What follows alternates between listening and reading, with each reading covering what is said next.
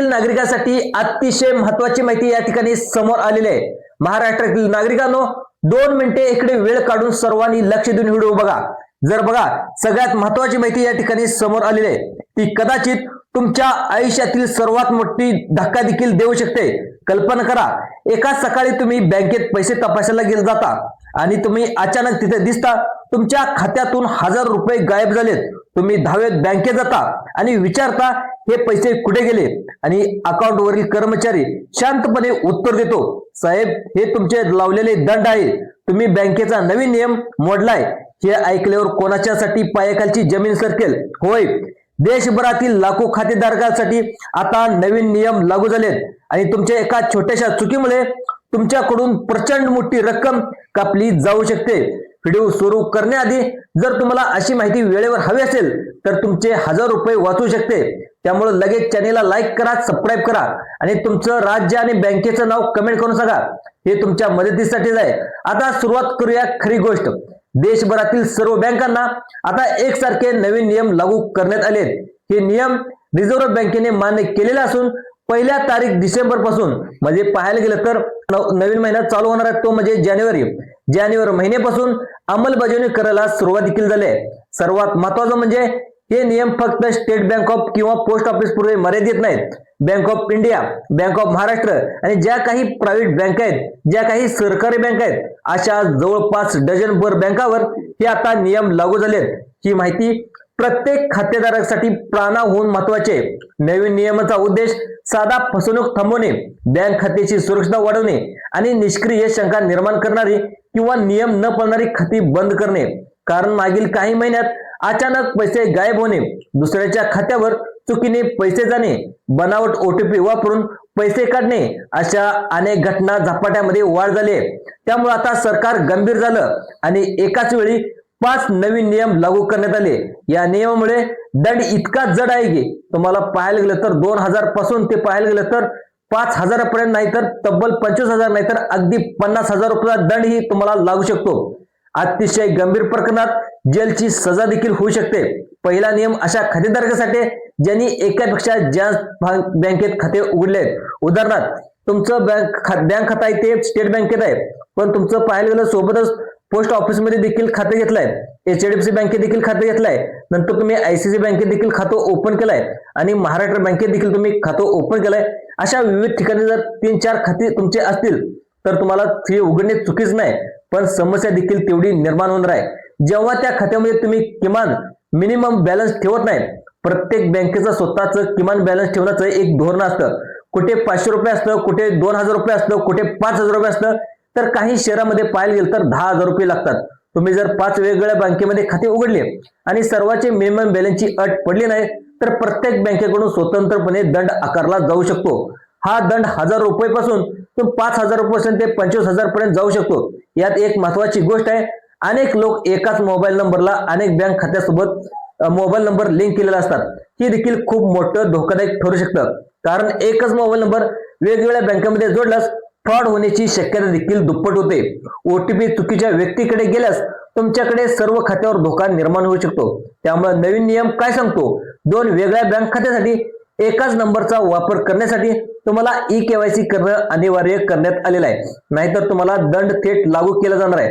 दुसरा नियम अशा खातेधारकांसाठी जो 2 वर्षापेक्षा जास्त काळ निष्क्रिय आहे, म्हणजे तुमचं बँक खातं काही दिवस वापरलं नंतर वर्षानुवर्ष त्याकडे लक्ष दिलं नाही, अशा निष्क्रिय खातेधारकांना रिझर्व्ह बँकेच्या नियमानुसार 24 महिने कोणताही व्यवहार झाला नसेल तर ते खातं आपोआप आता बंद होणार आहे। तेव्हा तुम्ही त्यातून पैसे देखील काढू शकणार नाही आणि जमा देखील करू शकणार नाही।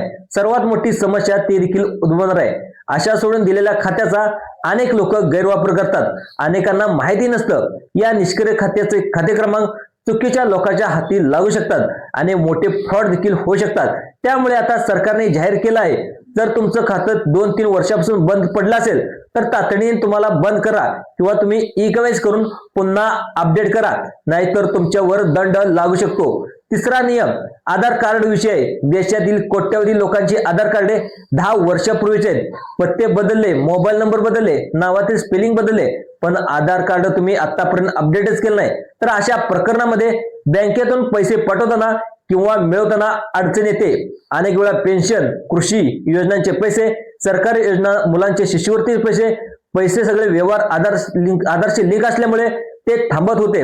म्हणूनच आता प्रत्येक खातेधारकाने आधार कार्ड व पुन्हा केवायसी करणे अनिवार्य करण्यात आलेलं आहे। आधार कार्ड अपडेट नसेल तर बँकेला व्यवहार थांबवण्याचा हक्क देखील या ठिकाणी मिळालेला आहे।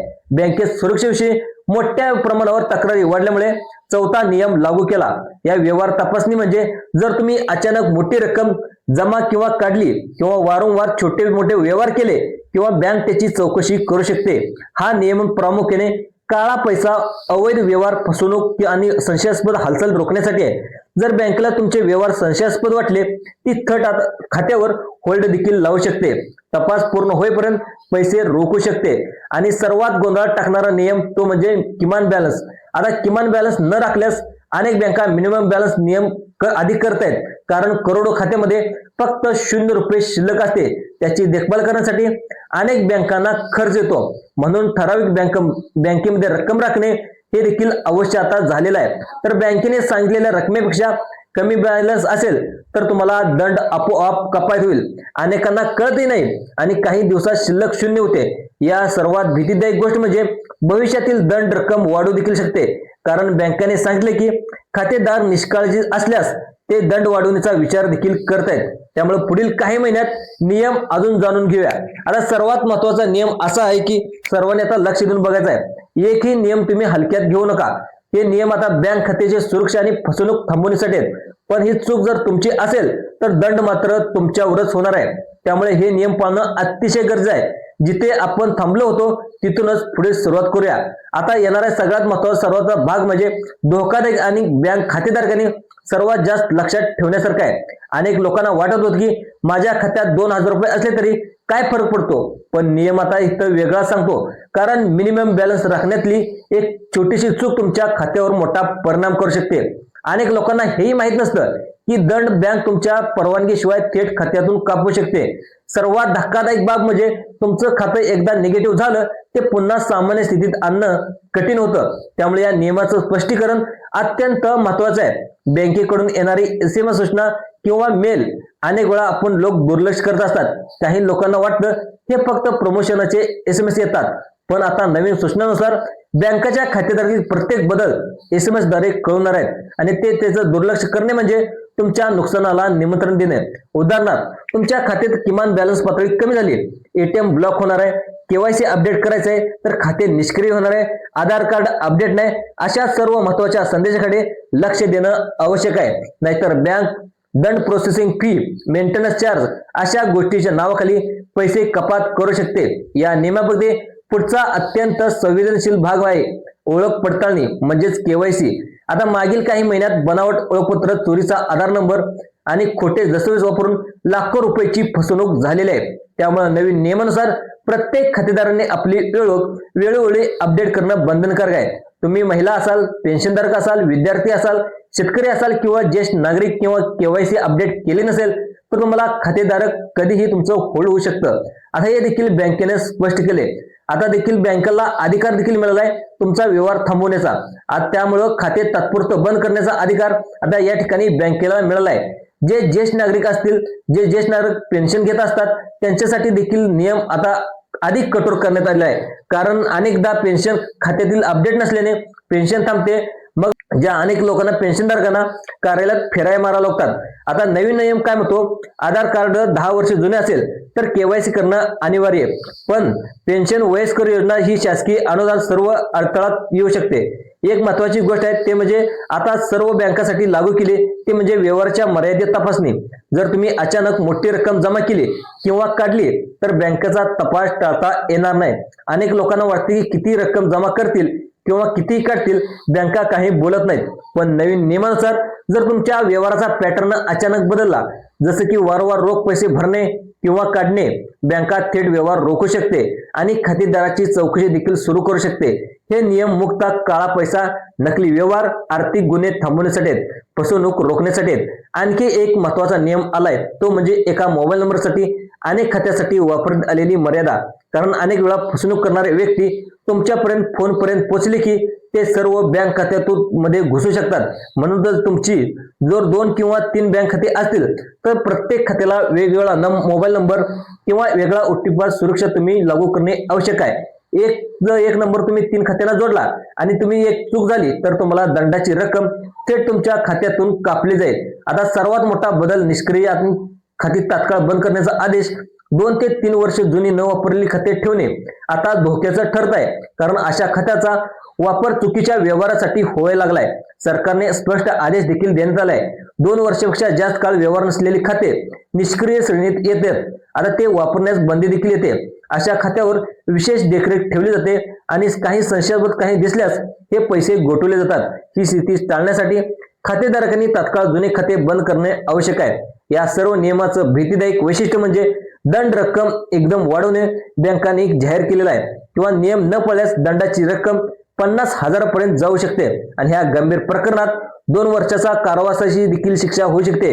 अनेक लोकांना ऐकून धक्का बसेल, पण गेल्या काही वर्षात बनावट ओळखी अनेक भामटे खातेधारक नकली व्यवहार इतके वाढले की या सरकारने हे नियम अत्यंत कडक करण्यात आले. त्यामध्ये शेतकरी, महिला, ज्येष्ठ नागरिक, पेन्शनधारक या सर्वांसाठी या नियम अतिशय कडकपणे लागू करण्यात आले. आता शेतकरी योजना, PM किसान योजना, लाडकी बहीण योजना, नमशेतकरी योजना किंवा शिष्यवृत्ती पेन्शन योजना या सर्व पैसे बँकेमार्फतच होत असतात. त्यामुळे खाते सुरक्षित नसल्यास मोठे नुकसान देखील होऊ शकतं. म्हणून बँकांनी नागरिकांना सतत सूचना पाठवायला देखील सांगितलेलं आहे. त्यामुळं पण अनेक नागरिक या ठिकाणी सूचनाकडे दुर्लक्ष करतात, नंतर 1000 रुपये दंड म्हणून भरावे लागतात. आता पुढचा भाग ऐका, कारण हा सर्वात महत्वाचा उपयोगी सल्ला आहे. तुम्ही तात्काळ बँकेत जाऊन या 4 गोष्टी तपासा. एका, तुमच्या खात्यात किमान बॅलन्स किती आहे. 2, आधार कार्ड पुन्हा KYC कधी करायचे. 3, पाहायला गेलं तर दुसरं 3 नंबरचा महत्वाचं कागदपत्र चेक करा, जुनं किंवा निष्क्रिय खाते अजूनही उघड आहे का. 4 नंबर बघा, तुमचा मोबाईल नंबर, ईमेल, OTP सुरक्षा अपडेट आहे का. याच्या गोष्टी देखील अपडेट केल्या नसतील तर तुम्हाला दंड देखील निश्चित आहे. आणि बँकात पाहायला गेलं तर दंड बँकात विचारत नाहीत, तर ते बँकात थेट कपात करतात. अखेरीस एक गोष्ट लक्षात ठेवा, नवीन नियम तुमचं नुकसान करण्यासाठी नाही तर तुमचे पैसे सुरक्षित ठेवण्यासाठी आहेत. कारण फसवणूक करणारे रोज नवी पद्धत शोधत असतात. बँक आणि सरकारचा तुमचं संरक्षण करत असतात, पण नियम पाळणं आणि तुमची जबाबदारी एक छोटी चूक ही तुमच्या मोठ्या नुकसानीबद्दल बदलू शकते. तुमच्या खात्यावरील प्रत्येक बदल, एक सगळ्यात महत्वाचं SMS कडे तुम्ही लक्ष द्या, KYC वेळेवर करा, किमान बॅलन्स राखा. हे लहान उपाय हजारो रुपये वाचवू शकतात.